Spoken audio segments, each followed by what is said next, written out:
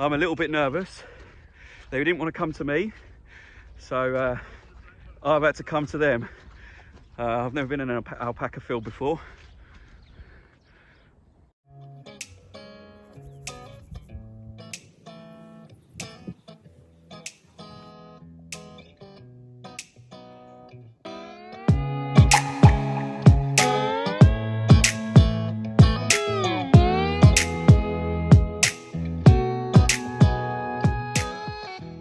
Hello and welcome back to my channel. For those who don't know me, I am Alex. I am a full-time commercial grower, vegetable grower here in the UK.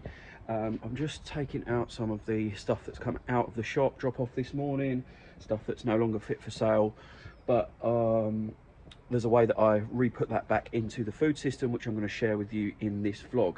But before we jump into that, I thought I would catch up with what I've been doing over the last couple of days. So I didn't vlog yesterday. And yeah, we'll take it from there.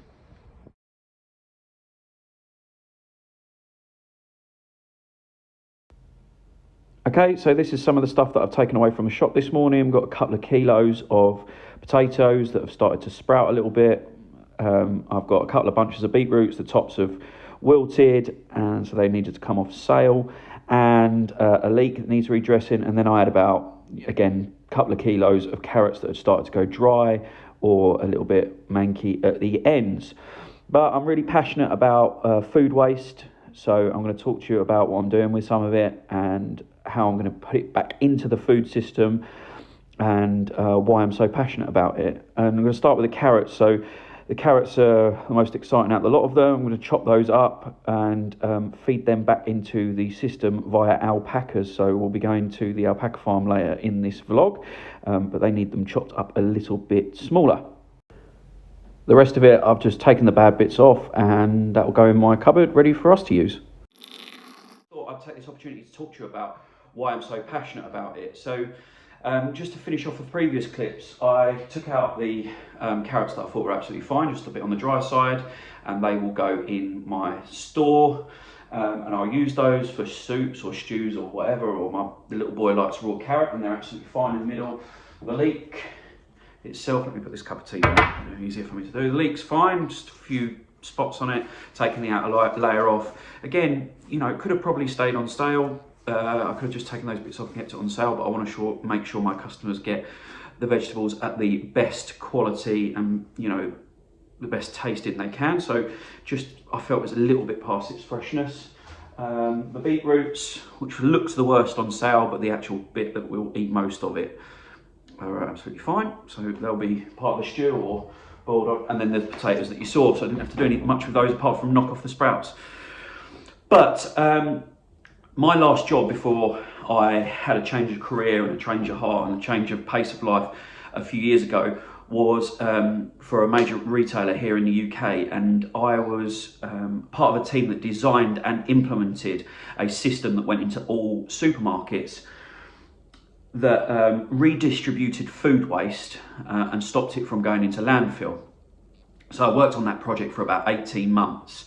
Right from the design stage to the implementation stage. And there was three main things that we did with that food as part of the system, and that's either we gave it away to charity, which is point one, gave it away to colleagues and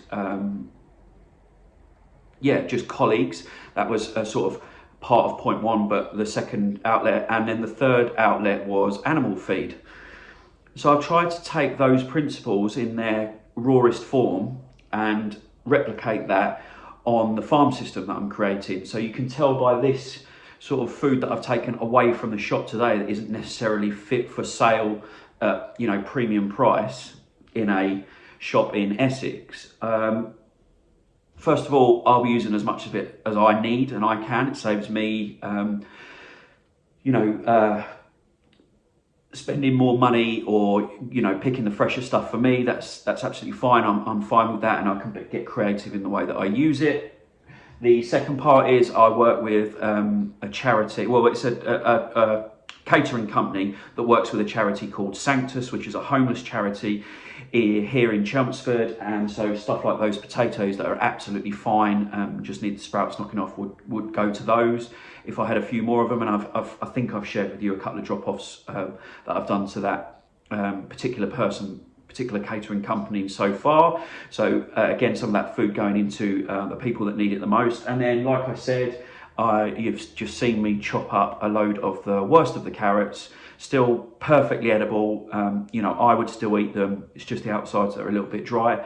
And they will be going to the Alpaca Farm, which is where I've got an unlimited supply of alpaca food. An unlimited supply of alpaca poo. And as you know, or may not know, as growers, that stuff's like massively valuable to us as growers. It's, you know, one of the easiest manures to use, and one of the best quality manures that you can get your hands on. So I'm really happy to have that local to me, and happy to be able to support some of their costs of keeping those alpacas by putting some of the food back through the system by the alpacas. So yeah, I'm going to take you along for the journey today. I think we'll go and meet the alpacas this afternoon, even though it's raining, and we'll take in that tray of carrots. The final thing I will say on that is that an interesting stat I learned when I worked for Tesco, the retailer, is that us, the end consumer, as a generalisation, I'm sure it's not you guys that are watching if you're interested in food and growing your own, or you're at least already conscious of this, but us as the end consumer are the biggest contributors to food waste that there is. So as a percentage wise, 70% of food is wasted by the end consumer. The other 30% is split up between the farmers and the retailers. And some of that is to do with what we decide is quality enough for sale and what isn't quality enough for sale, which is a little bit rich considering what I've just told you. But as end consumers, we're the biggest contributors to food waste in the UK. So it's something that I'm really passionate about, that I'd like to educate people on, certainly educate children on in the future, about what happens to most of that food when we throw it away. Even if we're recycling it the best we can, most of that ends up in landfill for one reason or another. And I'd like to educate children and adults, if they need it in the future, on how we can change those behaviours, right from shopping habits to what we do with that food, and what we see as acceptable to eat, and help start tackling that on a bigger scale. But we'll see. I've got a farm to run first. I am here at the Alpaca Farm, just changing my shoes into something a little bit more appropriate. Yeah, when I say appropriate, I mean a pair of trainers that I haven't yet ruined to ones that I already have. Come on then, come on boys!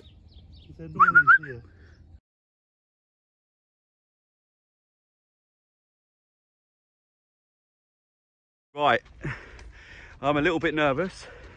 They didn't want to come to me, so I've had to come to them. I've never been in an alpaca field before. Let's see if they take any of this food.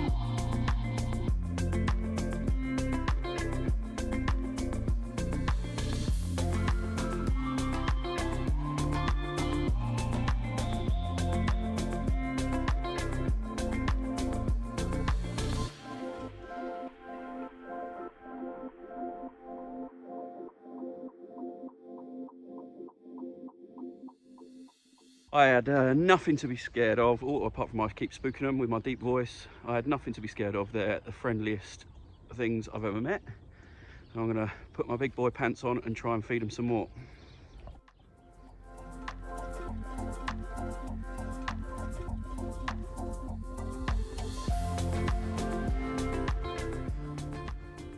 Well, that was loads of fun, and it's times like now, just driving the 10 minutes home from where the alpacas are, that I look back at 5 years ago in that corporate life that I was talking about earlier in the vlog and think how much better and happier I am in the job that I'm doing now. It's what, Tuesday afternoon, 2 o'clock-ish in the afternoon, and I'm in the middle of a field feeding alpacas, and that is a tiny part of my job, I guess.